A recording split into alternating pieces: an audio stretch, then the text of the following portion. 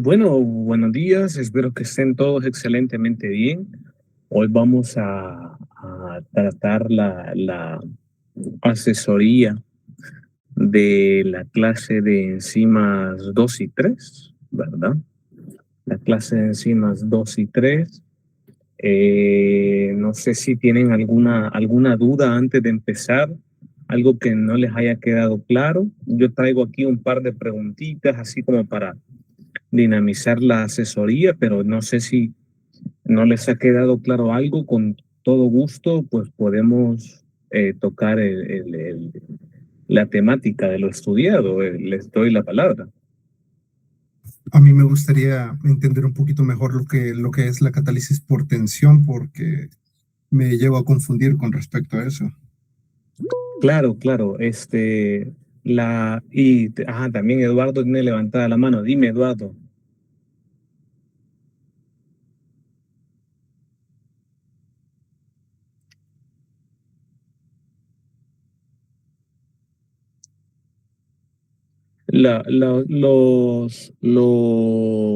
¿Cómo se llaman? Los factores que afectan la cinética enzimática. Claro, perfecto, por supuesto que sí, claro que sí.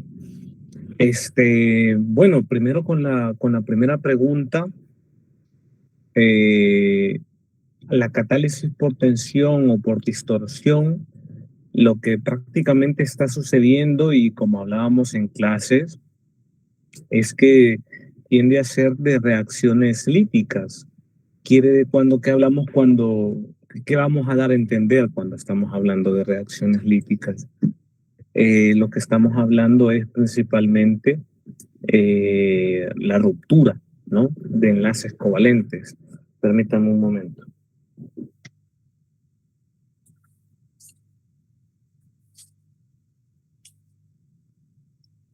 Hoy sí, perfecto. La ruptura de enlaces covalentes, lo siento, sí. Estaba abriendo mi botellita de agüita. Este, la ruptura de enlaces covalentes, ¿y qué es lo que está sucediendo? Lo que sucede principalmente es que cuando se une eh, el sustrato a la enzima, cuando se une el sustrato como tal, lo que se está haciendo es que se está deformando la estructura. Por eso es que decíamos en clases que se genera una conformación que es desfavorable para el enlace. ¿Sí? Una conformación que es desfavorable para el enlace tal que va a sufrir la división, ¿no? Entonces, ¿qué es lo que pasa?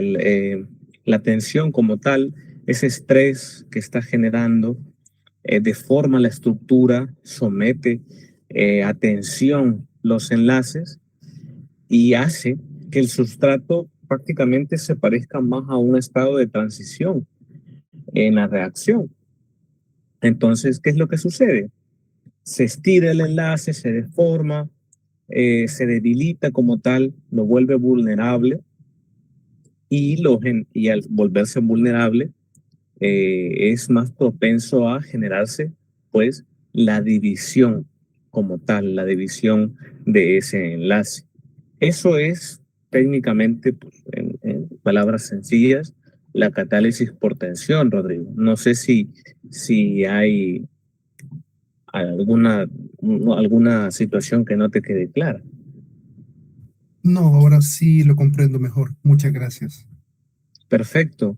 Tienes tienes que idearte que lo que pasa es que se está cambiando la forma, ¿no? La conformación del sustrato.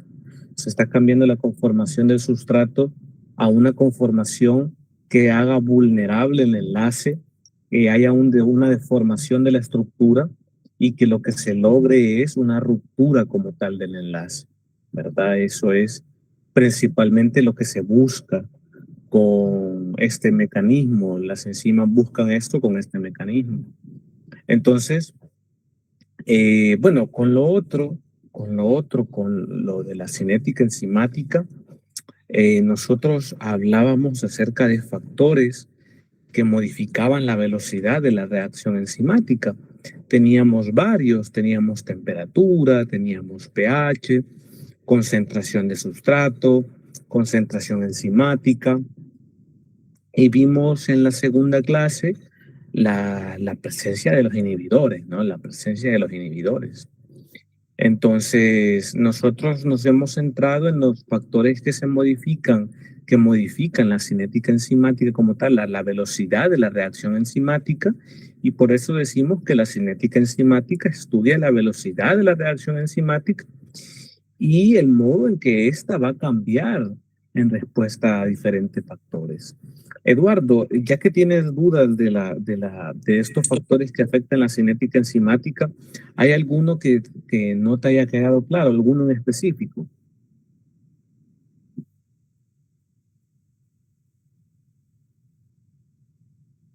No sé, Eduardo, dime.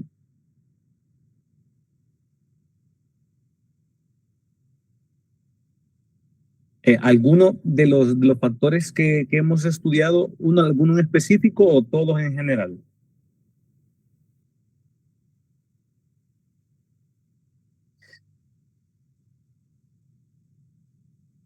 Claro, no, claro, ojo, que la concentración de cofactores nosotros no la hemos tocado. Nosotros no hemos tocado la concentración de cofactores. No la hemos estudiado, no la vamos a estudiar. Ahora, la concentración enzimática, ahora, si vamos a verlo, si quisiéramos estudiar la concentración, o sea, si quisiéramos tener una idea de cómo afecta la concentración de cofactores, esto no viene en el examen parcial, no es punto del objetivo, pero para saldar tu duda, para saldar esa duda, fíjate que la concentración de cofactores puede modificar la velocidad de una reacción enzimática porque muchas enzimas necesitan un cofactor como tal para poder adoptar una determinada forma, ¿sí? Una determinada forma. ¿Y qué forma estamos hablando? La forma catalíticamente activa, ¿sí? La forma catalíticamente activa.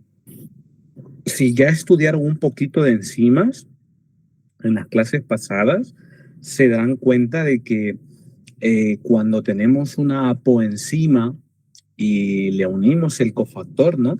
Tenemos una holoenzima que es activa, ¿sí? Una holoenzima que es activa. Entonces, cuando la concentración de cofactores es baja como tal, la cierta cantidad de las moléculas de enzima, ¿qué va a pasar? Se va a mantener como una apoenzima. Y la apoenzima en este caso, pues tiende a ser inactiva. Cuando aumentamos la concentración del cofactor, hay una mayor formación de la holoenzima, que esto es activo, ¿verdad? Y por lo tanto, lo que estamos haciendo es aumentando la velocidad de reacción, ¿verdad?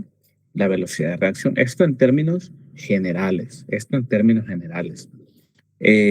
No viene en el parcial, no se preocupen, no viene en el parcial. Pero la otra, la concentración enzimática, es bastante rápida de revisar y la podemos tocar rápidamente. Aquí está. Fíjate en esa gráfica que tenemos ahí. Nosotros tenemos una gráfica que hay un aumento, que es una afectación directamente, sí es directamente. Siempre, obviamente, siempre que tengamos sustrato disponible. ¿A qué me refiero con esto? Si tenemos sustrato suficiente, ¿sí? Si tenemos sustrato suficiente, lo que vamos a tener es una relación que es lineal, ¿sí? Es lineal. Siempre que tengamos sustrato suficiente para poder tener una reacción. Si yo aumento la cantidad de enzima, ¿qué estoy haciendo? Estoy aumentando también el número de sitios activos como tal. Entonces, ¿qué pasa? más moléculas del sustrato pueden transformarse a lo que queremos en el producto, ¿sí? Entonces, ¿qué es lo que sucede? Lo que estamos haciendo es que cuando nosotros estamos aumentando la concentración de enzima, la velocidad máxima va incrementando. La velocidad máxima va incrementando, la velocidad de reacción va incrementando. Entonces, a mayor concentración de enzima, lo que vamos a tener es una mayor velocidad de reacción, porque que hay más sitios disponibles, hay más sitios activos disponibles. ¿Y qué pasa? Mientras no tengamos, como les decía, mientras no tengamos una limitante de sustrato, este aumento que tenemos aquí, quiero ver, puntero, este aumento que tenemos acá va a ser, vean, proporcional, como una línea recta, va a ir incrementando. Esto suponiendo que no hay una deficiencia de sustrato y que siempre tenemos una concentración de sustrato adecuada para trabajar con la cantidad de enzimas que tenemos, ¿sí? Entonces, lo que tenemos como tal es una modificación constante de la velocidad máxima. Estamos aumentando la concentración de enzima y por lo tanto estamos aumentando la velocidad máxima porque tengo muchas más reacciones posibles por segundo. Esto porque estoy incrementando el número de sitios activos. No sé si eso responde a tu pregunta, Eduardo. Sí, claro, por supuesto.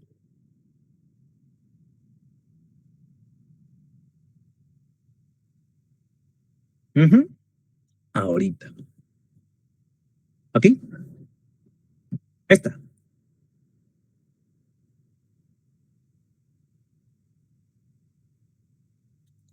Claro, lo de los inhibidores es la segunda clase. Ya vamos a llegar a eso.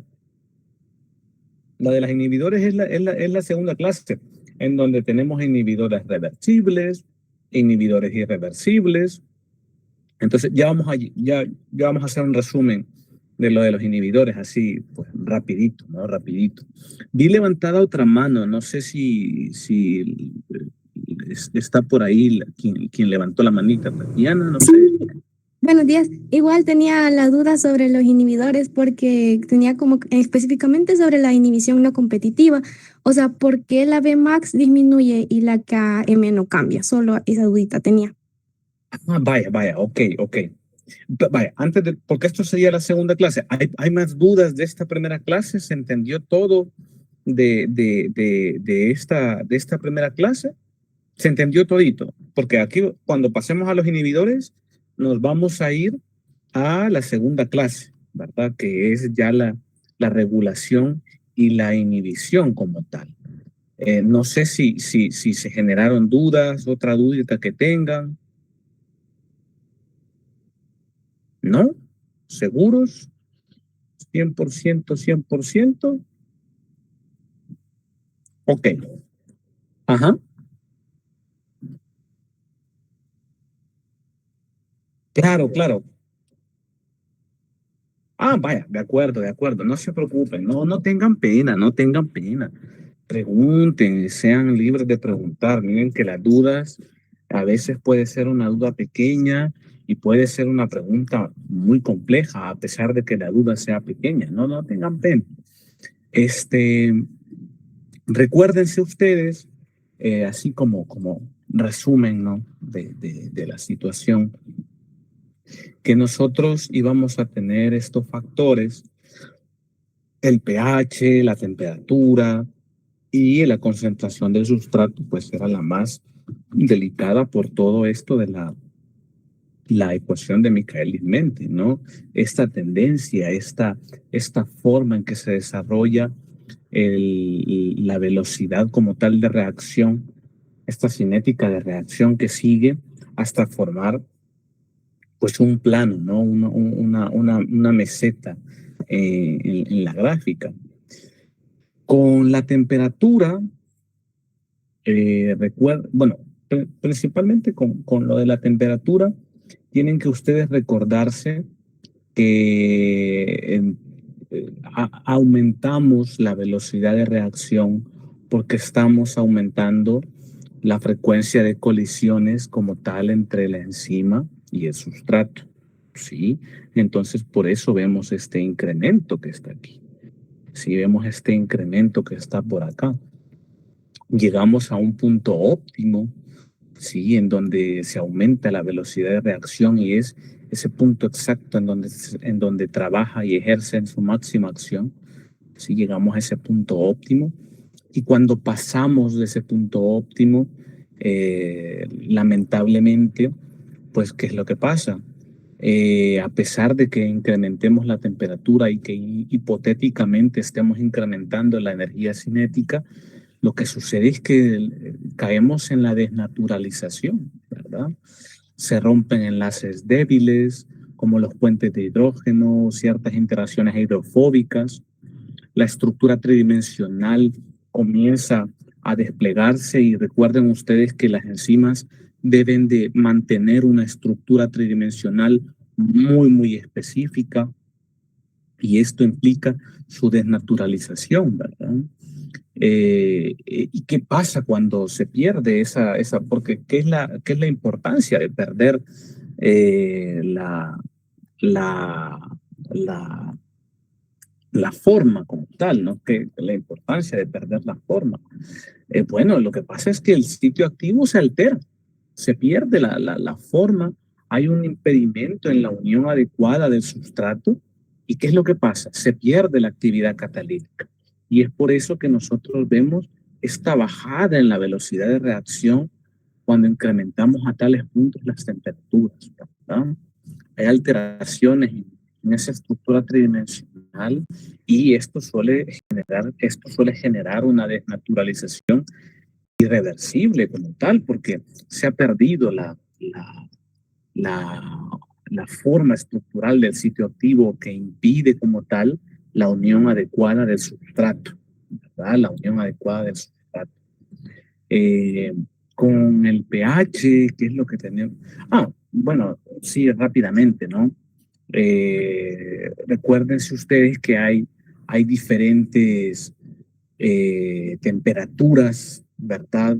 Hay diferentes temperaturas y las enzimas humanas están comprendidas entre 35 y 40 grados Celsius, las temperaturas óptimas de trabajo, pero si ustedes, como les comentaba en clase, trabajan con enzimas bacterianas, cuando investiguen se van a dar cuenta que hay enzimas que pueden llegar a trabajar incluso hasta 70 grados Celsius y pueden trabajar de manera óptima, ¿verdad? Entonces, eso es diferente por la naturaleza de la enzima como tal. Pero como nosotros nos estamos quedando con las enzimas humanas, tenemos este rango, ¿no? De valores de 35 y 40 grados Celsius.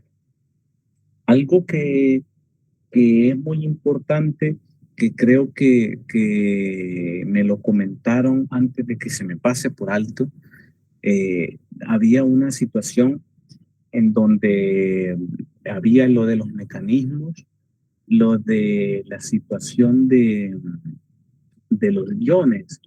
Fíjense, no es que si recuerdan en clase, esto es un punto aparte antes de seguir, creo que me lo comentaron el día de ayer, eh, en ciertos libros sí existe la idea de un mecanismo catalítico por iones, una catálisis por cofactores o una catálisis por iones metálicos. ¿Sí? Sí existe para ciertos libros, pero en clases yo les explicaba de que hay ciertos libros que consideran que la catálisis por cofactores y la catálisis por iones metálicos no contestan una pregunta esencial que es cómo disminuir como tal la energía de activación de la reacción, cómo la enzima disminuye la energía de activación, porque prácticamente es como no un mecanismo químico, sino una molécula auxiliar que permite que ocurra el mecanismo fundamental de la catálisis. Entonces, por eso yo les comentaba de estos cuatro mecanismos, no piensen que no existe la catálisis por cofactores o la catálisis por iones metálicos, porque sí existen catálisis que necesitan cofactores, que necesitan iones metálicos para trabajar, como sabrán. Pero lo que les comentaba es que ciertos libros hacen la distinción y de que nosotros en esta clase principalmente nos íbamos a centrar en estas cuatro, ¿no? En la catálisis ácido-base, en la catálisis por proximidad, en la catálisis covalente y en la catálisis por tensión, ¿verdad? Pero si ustedes averiguan, claro que hay información sobre cómo los iones metálicos trabajan en la catálisis de reacciones, cómo los cofactores trabajan en la catálisis de reacciones, pero otros libros establecen solo estos mecanismos de acción enzimática por la idea de hacerse la pregunta de que no es como tal el mecanismo de la disminución de la energía de activación, sino que una respuesta de cómo se ayuda a la enzima a lograr este mecanismo, ¿no? Porque son esenciales en la acción enzimática, ¿verdad? Pero como no responden esa pregunta original, muchas veces lo dejan de lado, solo para aclarar esa situación. Pero no vayan a pensar que que no exista lo de los iones metálicos o lo de los cofactores. Claro que existe, pero les hacía la referencia de que algunos libros pues lo toman de otra manera. Con el potencial, volviendo con lo del potencial de hidrógeno, cuando teníamos lo del efecto del pH, sí, cuando teníamos lo del efecto del pH, aquí lo que sucede es que tenemos una diferenciación dependiendo del tipo de enzima, porque nosotros podemos tener enzimas que trabajan a pH distintos. Yo les mencionaba en clases, mm,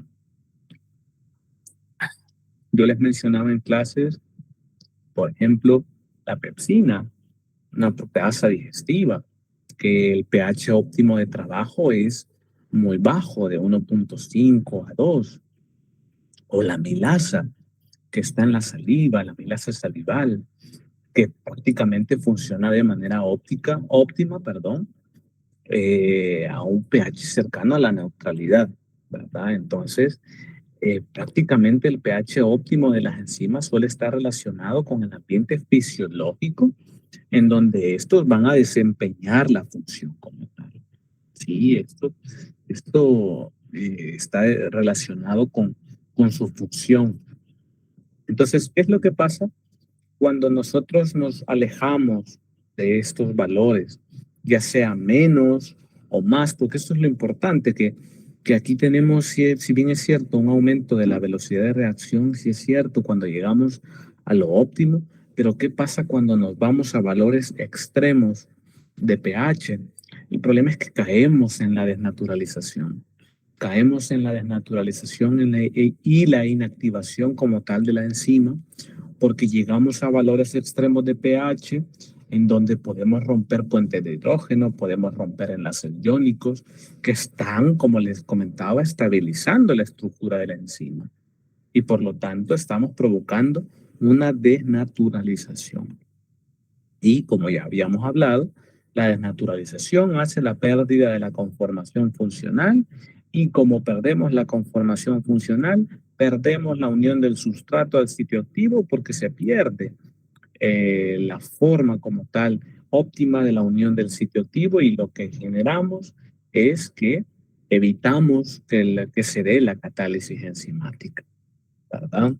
Muy importante esto con el potencial de hidrógeno, recordarlo bastante, porque nos podemos ir más, o sea, no nos podemos ir más allá del pH, un pH muy alto o un pH muy bajo, y vamos a caer en estos valores extremos que se puede generar la desnaturalización. Y finalmente teníamos, lo vamos a tocar de una manera rápida y sencilla, la, la el efecto de la concentración de sustrato. Y yo les comentaba que el problema de estudiar esto es que la concentración de sustrato va cambiando, ¿no? Va cambiando en el lapso que se va dando la reacción como tal, ¿sí?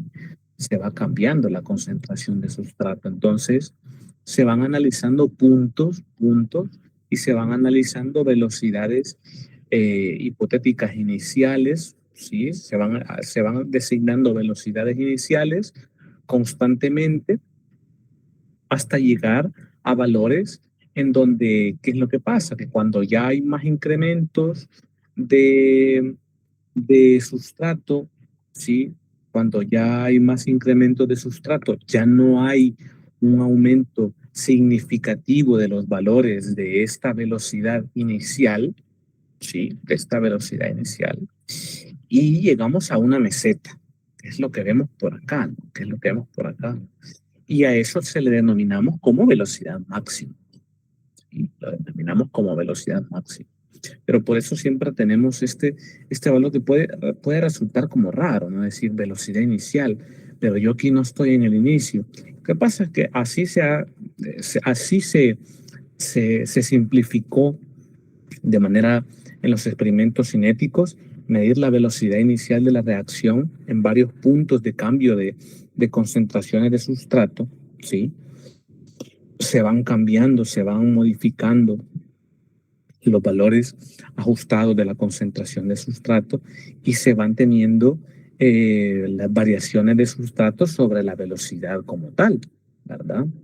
Sobre la velocidad como tal. Y entonces aquí lo que tenemos como tal en esta ecuación Michaelis-Menten es la concentración de sustrato, la velocidad máxima, la constante de Michaelis. ¿Y qué es la constante de Michaelis? Pregunta, ¿hay una duda de cómo es, de por qué se va generando esta forma de gráfica? ¿Hay dudas respecto? Porque, ¿qué es lo que está sucediendo acá? Al inicio tenemos muchos sitios activos libres, tenemos poca concentración de sustrato, que estas bolitas con cuadritos no es la concentración de sustrato, y aquí tenemos donde casan esas bolitas con cuadritos, que es la enzima, ¿verdad? Y tenemos muy pocas, pero tenemos enzima suficiente, vamos incrementando, y al incrementarse la concentración de sustrato, vamos incrementando la velocidad a tal punto que cuando llegamos a la saturación de la enzima, ya no hay incrementos significativos de la velocidad de reacción, a pesar de que incrementemos la concentración de sustrato. ¿Sí? A pesar de que incrementemos la concentración de sustrato. La pregunta es, que tenemos un valor de Km. ¿Qué es ese Km? ¿Qué significa? ¿Qué nos da a entender? Bueno, la constante de Michaelis, desde un punto de vista práctico, indica que tan fácilmente una enzima se une a su sustrato. Así, desde un punto de vista práctico.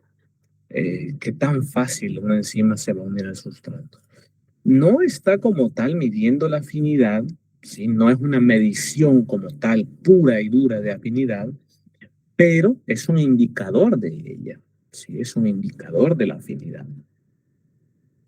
¿Qué es lo que sucede? Que cuando tenemos un Km bajo, que es lo que bueno, ojo, que tenemos que saber es Km cuando llegamos a que desde el punto de vista de Km es la concentración de sustrato a la que la velocidad es la mitad, es el 50% de la velocidad máxima. Muy importante eso. Es la concentración de sustrato necesaria para alcanzar el 50% de la velocidad máxima. Eso es importante. A ver. Pero, ¿qué pasa si tenemos un valor de Km bajo? ¿Qué pasa si tenemos un valor de Km alto? Bueno, si tenemos un Km bajo, quiere decir que yo necesito muy poco sustrato para alcanzar el 50% de esta velocidad máxima. ¿Sí? El 50% de esta velocidad máxima. Necesito poco sustrato. ¿Y qué pasa si necesito poco sustrato? Quiere decir que es un indicador de alta afinidad.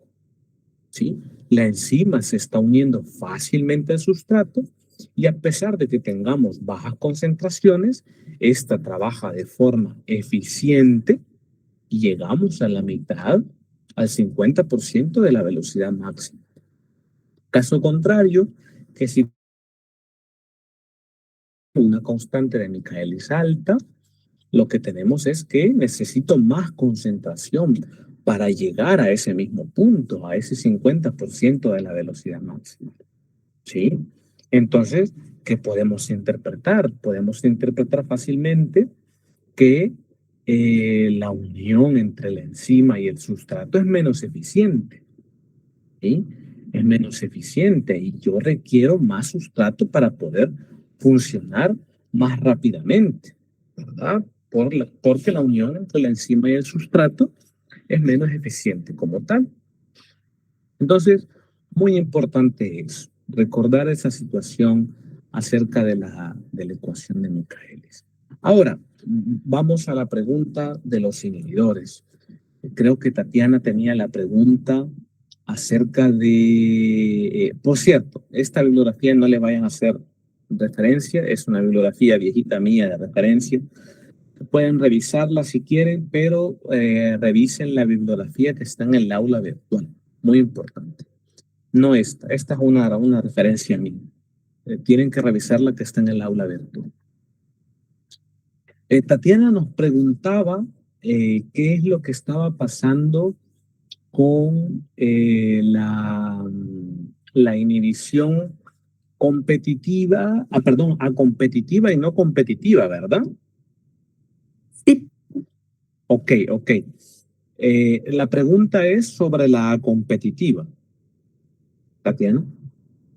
No, sobre la no competitiva. Es que, no entiendo esa. Ok. Ojo, nosotros vamos a estudiar, y muy importante, nosotros para nuestro estudio, nuestra evaluación, vamos a estudiar acerca de la competitiva. Muy importante. Pero yo en clases le mencionaba de la no competitiva. ¿Qué es lo que sucede? Lo que pasa es que da la casualidad de que pareciera algo similar.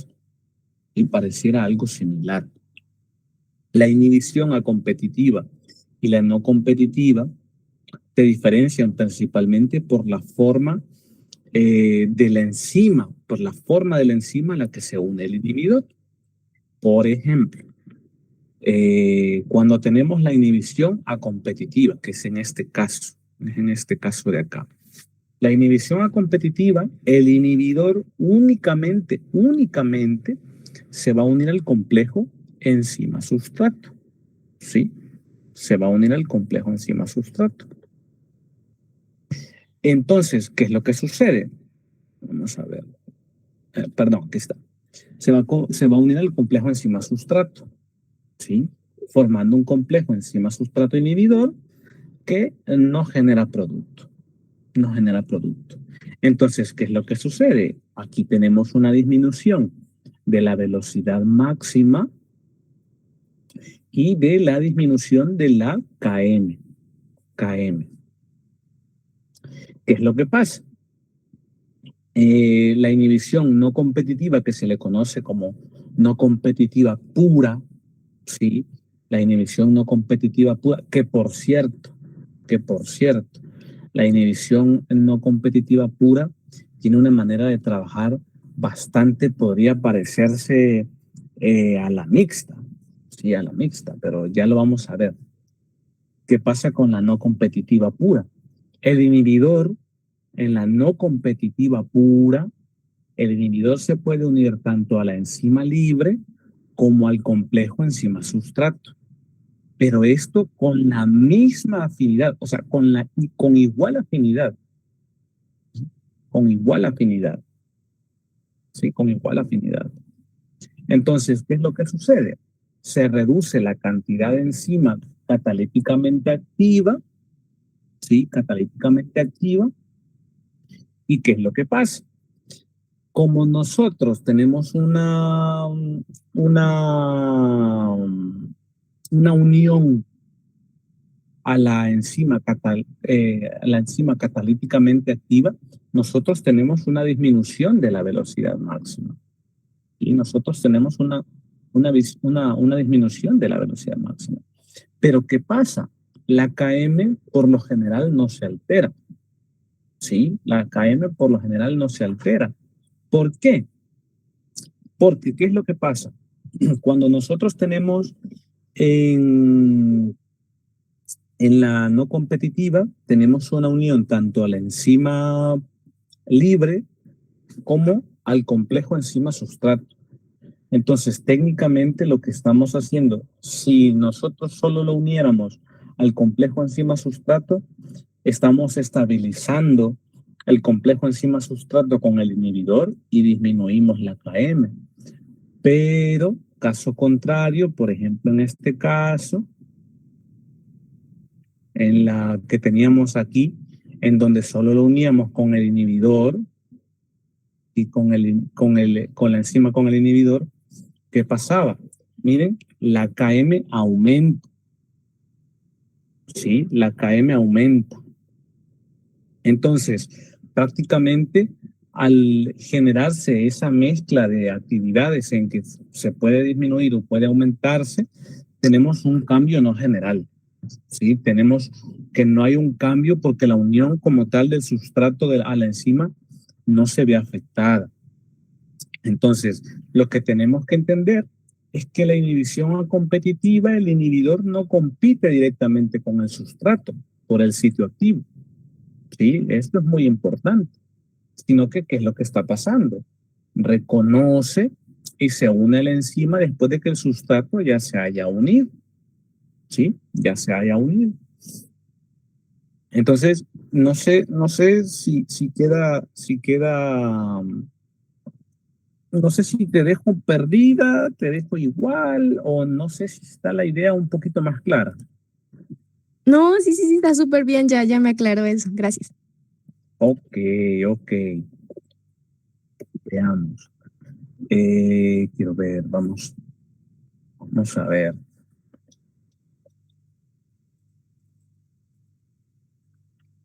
Bueno, por cierto, de la segunda clase no sé si eh, no sé si hay alguna duda o damos un repasito general. Que por cierto, eh, la idea del por qué el KM, quiero que eso quede muy claro. No lo vamos a preguntar en el examen, tranquilos. Esto era algo extra, lo de la no competitiva pura, pura. Eh, en que no tenemos una disminución en la cantidad de enzimas funcionalmente capaz de catalizar la reacción. ¿Sí? La inhibición no competitiva pura no dificulta como tal que el sustrato se una como tal, ¿verdad? Entonces la KM no cambia, ¿sí? La KM no cambia. Pero no, quiero que sepan que no va para el parcial. Tranquilos, esto no va para el parcial. Lo que sí va para el parcial es la competitiva. Eso sí va para el parcial. Y quiero que entiendan el por qué en la A competitiva sí tenemos una modificación de la KM, ¿no? De esa disminución de la KM, porque lo que estamos haciendo es estabilizando la unión de enzima sustrato, ¿sí? Y estamos favoreciendo ese equilibrio a la unión del sustrato, por lo que hace que la KM disminuya, ¿sí? Por eso que hace que la KM disminuya. ¿Hay dudas sobre esta? Solo permítanme un momentito, déjenme responder esto que me están preguntando acá del trabajo, regálenme 2 minutitos.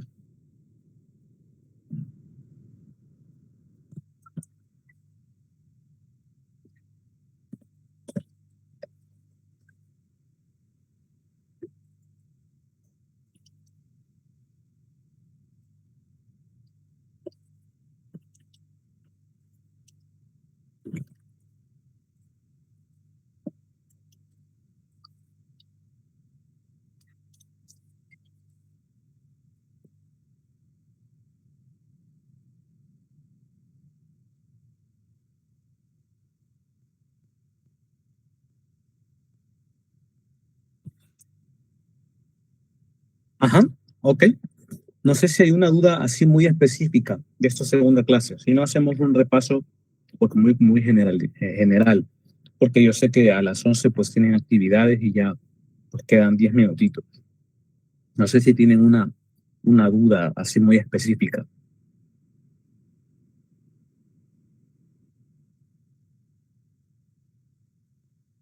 ¿No? Perfecto. Entonces vamos a dar una idea rapidita, ¿no? De toda esta situación de la inhibición principalmente. Una idea rapidita. Eh, Recordemos la inhibición competitiva, sí, rápidamente, ¿verdad? Rápidamente la inhibición competitiva. Bueno, rápidamente, ¿qué es la inhibición? Tienen que entender lo que es una manera de alterar la actividad enzimática a través de la unión de compuestos en el sitio activo, ¿verdad? Entonces, lo que pasa es que aquí tenemos las inhibiciones reversibles, que las inhibiciones reversibles van a formar algo que puede ser disociable. ¿Sí? Van a formar algo que es disociable. Entonces, ¿qué es lo que pasa? Se puede unir al sitio activo o no, pero son compuestos que no forman parte de la reacción normal e inhiben a la enzima. Sí, inhiben a la enzima. En la inhibición competitiva, lo que tenemos es, así como la palabra lo dice, ¿no? Competir. Estamos compitiendo con el sustrato por unirse al sitio de reconocimiento del sustrato por parte de la enzima, ¿no?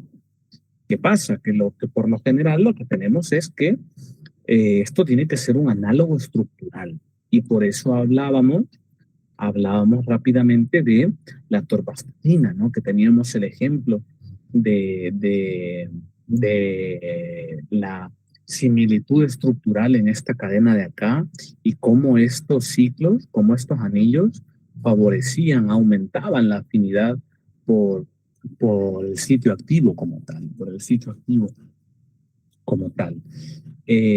Hablábamos de la atorvastatina, entonces es lo que está traspasando prácticamente es que hay una mimetización de características estructurales, ¿no? Para poder llegar a ese sitio. Y ¿qué es lo que pasa? Porque tenemos una modificación en la constante de Michaelis, pero no tenemos un cambio en la velocidad máxima. ¿Por qué? Porque ¿qué es lo que pasa? Como en este caso es disociable, ¿verdad? La atorvastatina no está destruyendo a la enzima, ¿sí? No la está destruyendo en ningún momento, ni tampoco está disminuyendo su capacidad catalítica, o sea, no está haciendo modificaciones que dañen a la enzima, ¿sí? Sino que lo que está haciendo es evitar que llegue el sustrato, porque está compitiendo. Entonces, si yo aumento suficientemente la cantidad de sustrato, la concentración de sustrato, el efecto del inhibidor competitivo puede superarse. ¿Sí? Puede superarse.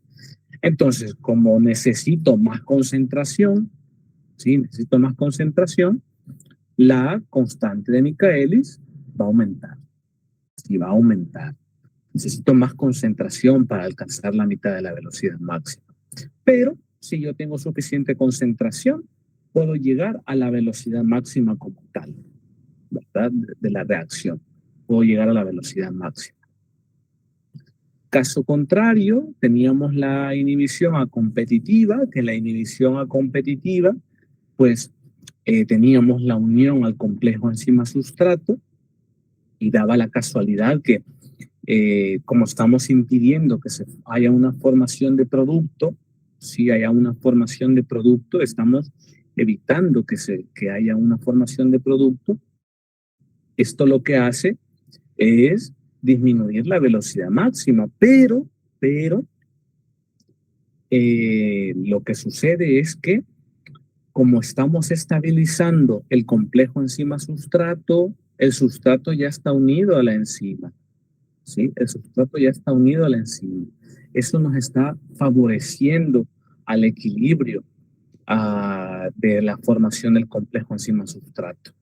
Si tuviéramos un equilibrio en donde tuviéramos enzima más sustrato, formación de enzima sustrato, este equilibrio de acá, este equilibrio de aquí, lo estamos favoreciendo y lo estamos desplazando para acá, a la formación de enzima sustrato.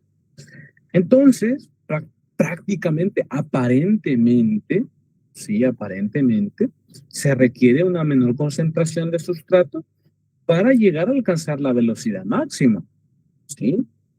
Pero el problema es que tenemos una inhibición como tal, pero como aparentemente necesitamos menos concentración, la KM disminuye, ¿sí? La KM disminuye, pero como lo podemos unir, como lo estamos uniendo al complejo enzima sustrato, no estamos formando producto, ¿sí? No estamos formando producto.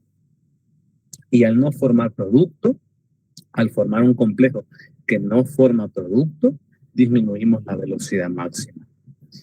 Otro caso, rapidito así, rápidamente, es la inhibición mixta.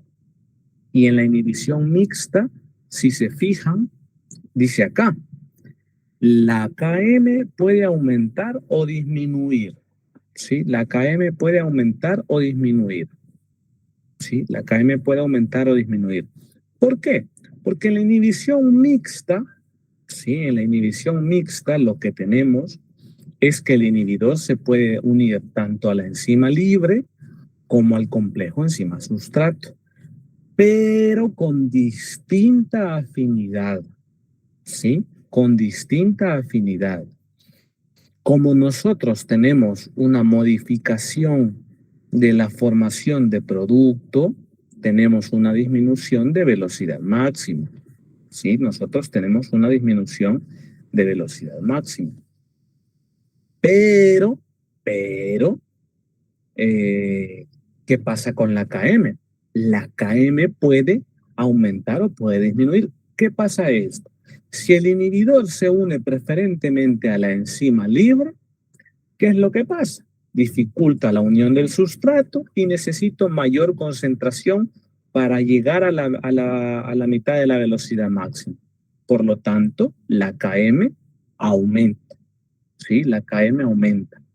Pero si el inhibidor se une con mayor afinidad al complejo enzima sustrato, está estabilizando el equilibrio.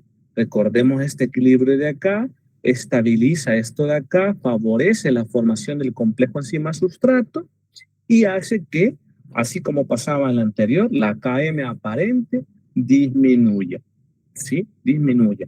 Sin embargo, en ambos casos tenemos la cuestión en que la velocidad máxima pues disminuye, ¿no? La velocidad máxima disminuye.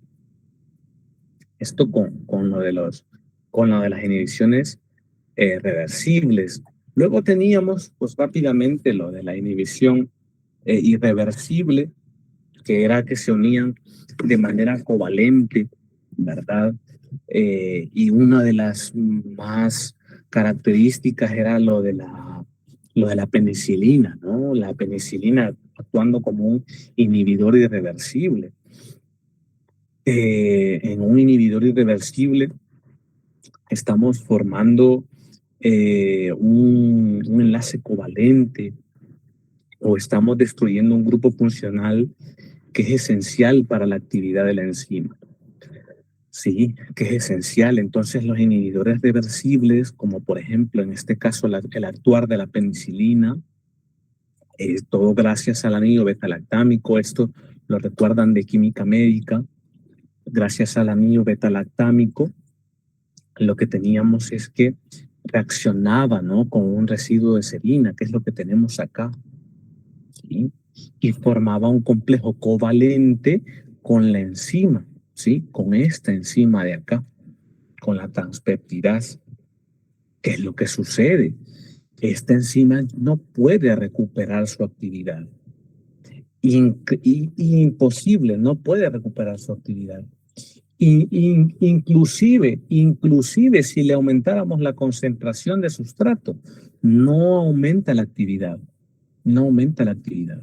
La bacteria como tal tiene que sintetizar nuevas moléculas enzimáticas, nuevas, fresquecitas, ¿no? Que no tengan la unión del anillo beta-lactámico de la penicilina, ¿sí? Entonces, por eso se le considera como tal una inhibición irreversible, ¿sí? Una inhibición irreversible. Bueno, hemos visto las inhibiciones, hemos visto los factores enzimáticos.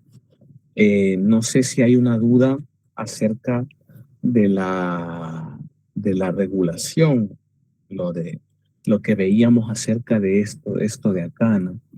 Lo de las enzimas alostéricas o lo de la modificación covalente. ¿Hay dudas respecto a eso? Lo pregunto por la hora, ¿no? Porque sé que tienen más actividades, pero si hay alguna pregunta extra, pues la puedo resolver rápidamente.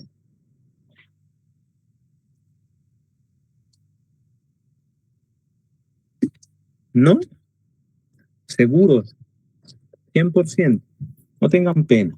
Bueno, miren, si no lo quieren preguntar ahorita, pueden pueden buscarme y llegar a preguntar al cubículo. Tranquilamente pueden llegar a preguntar al cubículo. Voy a quitar la grabación ya. Vamos a poner grabación, detener grabación. Ahí está. Pueden llegar a preguntar al cubículo tranquilamente, sin pena, sin ninguna pena, pueden llegar de cualquier cosa que necesiten. Bueno, creo que tienen actividades, también tienen que ir a almorzar. Pasen un excelente día. Diosito me lo bendiga. Cuídense un montón. Mucha suerte para los que tienen discusión el día viernes, ¿verdad? Ya se van acabando las discusiones. Espero que a todos les haya ido excelentemente bien. Cuídense un montón, chicos. Cuídense. No, gracias a ustedes por ustedes